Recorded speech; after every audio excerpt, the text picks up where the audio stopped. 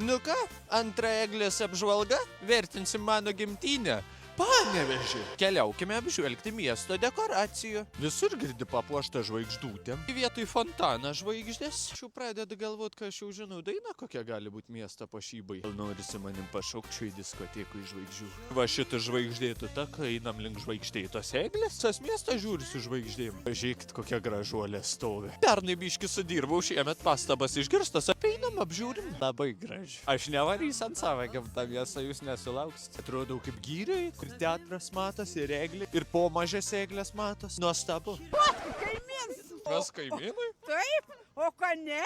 Ir mano kaimynai.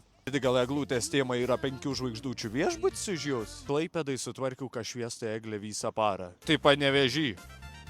Garsiai nesakysiu, bet tikrai žinot, ką reikia daryti. Jeigu žvaigždutėm papuošia, tai reikėjo Radžada nuotraukas, Kerbedžio, kitos. Šviesa, šviečia. Nes labai gražiai šviečia eglė. Ingi iš Panevėžio. Jeigu Panevėžio eglė būtų daina, tai būtų šita.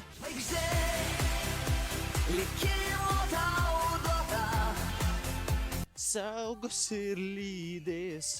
Žodžiu, rašykit komentaruos, kaip jums Panevėžio eglė. Ir arrivederci. Aš ne. Nu, ką tu Petrauskas, ne? Ne mano kaimynas?